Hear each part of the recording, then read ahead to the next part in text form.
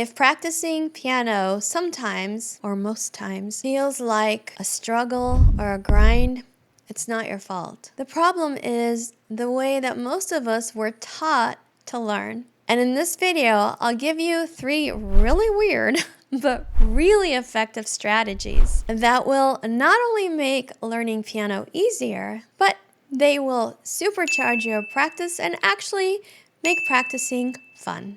And one of them will probably feel so strange at first, you'll wonder if it's even working. It is. Here's the thing. Most of us were trained by school, by our parents, by life, by the system to focus almost entirely on what we do wrong. Ugh.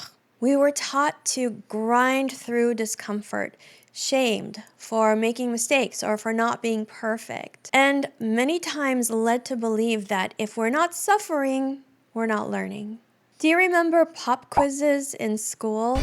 Nobody really liked those because they were usually a punishment of some sort instead of a fun way to learn something or reinforce what you've already learned. Even in piano lessons, we spend most of the time correcting mistakes, pointing out things we can do better, like play faster or with more musicality or fix the pedaling. And that's generally not a bad thing because yeah, you do want to fix mistakes and add musicality and all that other stuff. And the piano lesson is the environment in which your teacher can actually help you with it. So we're not throwing out the need for correction here, but there is a lot more to this story. What I'm going to share with you in this video are things that I've learned over time, things that I actually do now, and things that have made me transform my past experience with piano, which was rooted in perfectionism, fear, and in shame. If you feel like I did for a huge majority of my piano experience, and your practice sessions feel heavy and serious and exhausting, congratulations! Hey. You've been learning the hard way. Aww. Let's fix that. I'm going to nerd out for a minute here and tell you that neuroscience and psychology show that how you feel while you're learning directly impacts how well you absorb and retain that information. If you're having fun, you learn much easier and way more quickly. If you're bored or miserable, good luck, babe. It's the most inefficient way to learn. And that's why when I teach, I make sure that both my students and I are having fun and enjoying ourselves while we accomplish some amazing things. So here's my first weird habit, and yes, I actually do this. Every time you play something wrong or make a mistake, instead of shaking your head or making an angry face or say words that I'm not allowed to say in this video, here's what you can do. Laugh, even if it's a fake laugh. At first, it will feel forced and strange. That's okay. Do it anyway.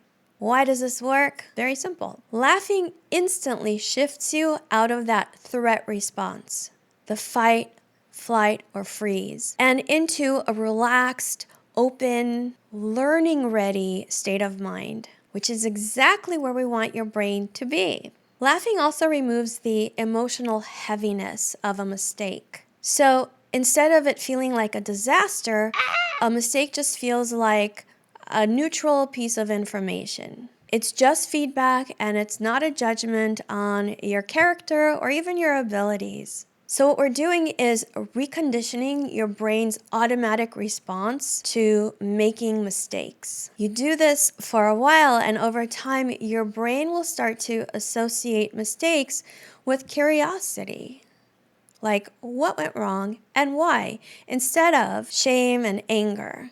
And guess what? Studies show that your facial expressions even affect your mindset and your mood.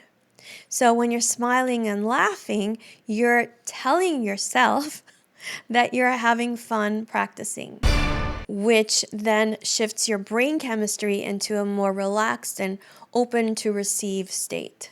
Or you could keep throwing yourself into the pit of despair every time you make a mistake. It's up to you. My weird habit number 2, I stop practicing right after a win. When you play something correctly or well, even just a small section, stop right away. Literally stand up, walk around the room, get a drink of water, go pay your light bill, anything at all. Just walk away from the piano for a minute or 2. I know it sounds crazy. You play something well and I'm telling you to stop, but it works. Stopping right after you play something well is the most powerful and smartest learning tool that I have found. It taps into what we call the recency effect, which is that we remember most vividly the last thing that we experienced. So when you end a mini practice session on a win, you seal in the success and build a mental association. Piano equals good feelings, competence, and success. Over time, you start normalizing this success and you start to see yourself as someone who is good at piano. When I first started doing this, it was kind of by accident, but then I noticed, like, wait a minute, I'm actually getting better faster. What's going on? And I noticed that when I stopped right after I played something well, even though it felt really weird, like, shouldn't I keep going? Like, I'm on a roll here. It just like supercharged my progress. And remember, you don't have to end the entire practice session after a win. Just take a little break and then come right back. This one feels even weirder, but it's super powerful. At the end of every practice session, say out loud at least one thing that you did well, even if it's small. I played the G major scale with my right hand with the correct fingering 1 octave up and 1 octave down. Or I kept a steady beat in the A section of that song. But here's the most powerful part. You have to say it to someone. It could be your spouse, a friend, your dog, your houseplant if necessary. It doesn't matter who, and it doesn't even really matter what their reaction is, or even if they have a reaction. I played some awesome arpeggios today. Why does this work? Speaking things out loud creates new neural pathways and anchors the success in your mind. Hearing yourself say it works. It's not enough just to think it in your mind. It really helps to hear yourself celebrating your success instead of criticizing your errors. It also changes your story about yourself from I'm struggling or I'm confused to I'm accomplishing and improving. I'm someone who's making real progress. No, this isn't weird woo-woo stuff, okay? It actually works with the way that our brains naturally behave. Make this a ritual, like just part of your overall practice plan. And if you think it's silly, just remember that some of the most accomplished people in the world are their very own hype men, hype women, hype people.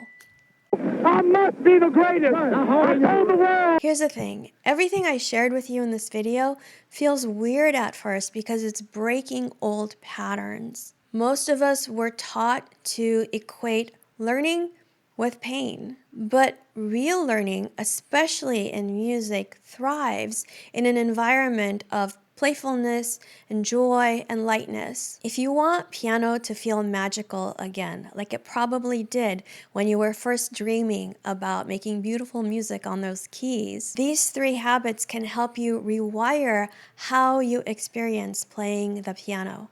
You'll still notice mistakes, you'll still want to improve.